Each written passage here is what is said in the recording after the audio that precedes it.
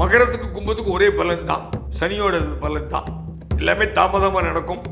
சொத்து வாங்குவாங்க, எல்லா சிரமத்தில் பண்ணாலும் முடிவு வீடு கட்டி முடிப்பாங்க. தாய் தந்தைக்கு சற்று உடல் நலிவு ஏற்படும். பித்ருக்களோட ஆசீர்வாதம் கொஞ்சம் கம்மியாக இருக்குது. அதுக்கு அவங்க அவங்க குலதெய்வத்தோட பவர் தான் அவங்களுக்கு எடுக்கணும். மகரத்துக்கு கும்பத்துக்கும் குலதெய்வத்தை தான் இப்போ பார்க்கணும். அதை விட்டால் அவங்க வேலை வழி கிடையாது.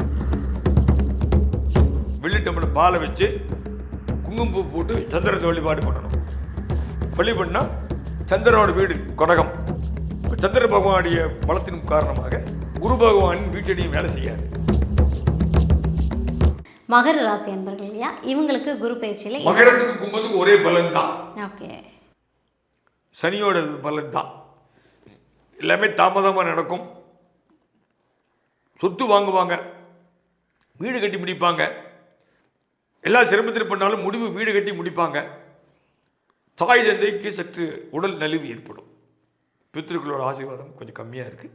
அதுக்கு அவங்க அவங்க குலதெய்வத்தோட பவர் தான் அவங்களுக்கு எடுக்கணும். மகரத்துக்கு கும்பத்துக்கும் குலதெய்வத்தை தான் இப்போ பார்க்கணும். அதை விட்டால் அவங்க வேலை வழி கிடையாது. குலதெய்வம் தான் அவங்களுக்கு பாசனம், குலதெய்வம் பண்ணணும். அதே போல் மூணாம் பிறை, அதில் அவங்களுக்கு யோகம்.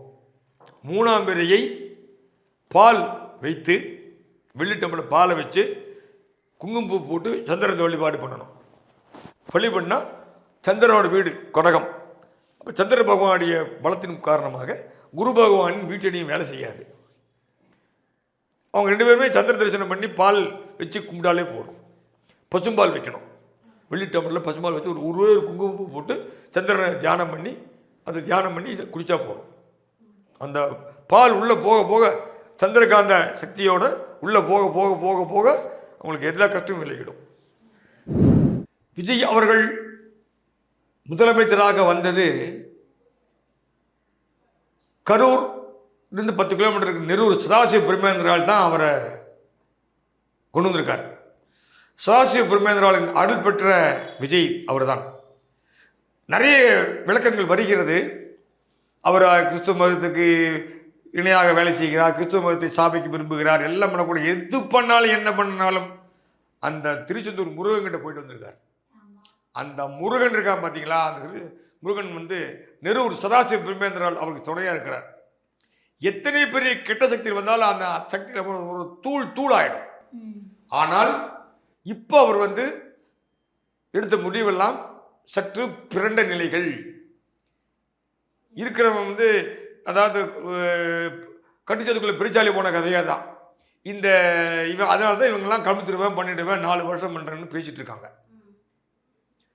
அந்த அளவுக்கு கிரகங்கள் வலுவாக இல்லை. ராகுகேதுக்களின் தாக்கம் மிக அதிகமாக இருக்கிறது. ஆகவே ஏற மாதிரி ஏறி டப்பால்னு இறக்கி விட்டுருவாங்க. நான் அதை தான் சொல்லிட்டு இருந்தேன். போன என்னோட நிகழ்ச்சிகள் எல்லாத்துலேயுமே சொல்லிட்டு இருக்கேன். எல்லா பேருக்குமே இது வரும், அடித்து சொல்ல முடியல.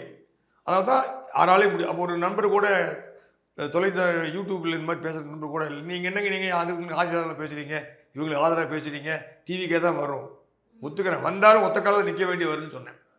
அது மாதிரி தான் எனக்கு இன்றைக்கி ஒத்த காலம் நின்றுருக்காங்க. ஆனாலும் எனக்கு இருக்கிற பெரிய ஒரு மிகப்பெரிய கவலை, இந்த கவலை ஆரம்பத்தில் இப்போ இந்த ஒரு வாரமாக நல்ல நிகழ்ச்சிகள் வந்துட்டு இருந்தால் கூட இது நிலைத்திருக்க வேண்டும் என்பது எனது பிரார்த்தனை. ஆனால் நிலைத்திருப்பது கேள்விக்குறி. ஏன் அப்படி சொல்கிறீங்க? அது அரசியலில் வாழ்க்கையில் இப்படி ஒரு தியாகம் பண்ணுறவன் இது வரைக்கும் வரல. காமராஜுக்கு அப்புறமே வந்தவன் எல்லாருமே எப்படி திருடலாம், எப்படி துரோகம் பண்ணலாம், குடும்பத்துக்கு எப்படி துரோகம் பண்ணலாம், நாட்டை எப்படி துரோகம் பண்ணலாம், நம்பினவர்கள் எப்படி துரோகம் பண்ணலாங்கிறது தான் வந்திருக்கானுங்கள் ஒழிய இந்த மாதிரி என் சொத்து போயிட்டு நாங்கள் சோத்து கொண்டு வந்து சாப்பிடுவேன்னு எவனும் பண்ண கிடையாது. என் காரை தான் போகணும் சொல்ல கூட கிடையாது. அந்த வரும்போது இவர் அழிக்கிறதுக்கு எதுக்கிறதுக்கு பல வழியிலே சொல்ல போயிட்டுருக்கோம். சும்மாவே இருக்க மாட்டான். திமுக 100க்கு 100 500% இவர் கெடுக்கிறதுல தான் போகும். ஏன்னா அவர்கள் வாழ்க்கையை ஆரம்பித்தே திருடித்தான் ஏமாற்றி பிழைப்பதான் ஒழிய அவங்க எல்லாம் மனிதர்கள் பேசணும். எப்படியும் அவர்கள் சதியிலேருந்து இவங்க தப்புறது தெய்வம் இருக்குன்னு தான் பார்க்கணும். கண்டிப்பாக முடியாது. அந்த அளவுக்கு திமுக குடைச்சல் கொடுக்குன்றீங்களா? திமுக ஆட்சி கண்டிப்பாக குழப்பம் பண்ணுவாங்க, சும்மா இருக்க மாட்டாங்க. அதுக்கு சதவீதம் உதயநிதி பேசுறது பற்றி தேவையில்லாமல் ஆட்சி நடத்துக்கு போல எப்படி வம்பு பண்ணி விட்டு போயிட்டாரு. தேவையில்லை. எங்கே பேசணும்னு தெரியல. அவர் வளர்ந்துருக்காரு, எவ்வளோ உடம்பு இருந்துக்குள்ளேயே மூளை வளரல.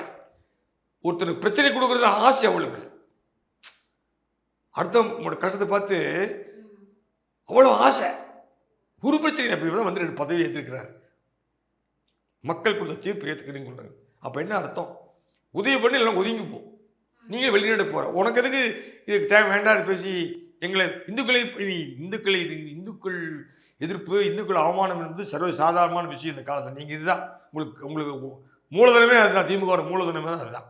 புரியுது. யார் நீ நினைச்சது ஒருத்தவனால் பண்ணி ஆன்மீகத்தை நீ கடைபிடிக்காம இருக்க முடியுமா? உங்கள் அம்மாட்ட சொல்லி முதல்ல போய். அந்த அம்மா மந்திரவாதி. திருவெண்காடில் அந்த அம்மா வந்து பயங்கர மந்திர ஆவாகம் ஜெபம் பண்ணுற அந்த அம்மா துர்கா ஸ்டாலின். அந்த அம்மாவோட இதெல்லாம் சாதாரணமானது இல்லைங்க. மந்திரம் திருவெண்காடு ஈஸ்வரர் அகோர ஓமாய் புர கோர கோர தர தளரூவா சட சட பிரச்சட பிரச்சட கக கக வம வம பந்தே பந்தேன்னு மந்திரத்தை காலையில் சொல்கிறவா 3 மணிக்கு 4 மணிக்கு சொல்லக்கூடியவா.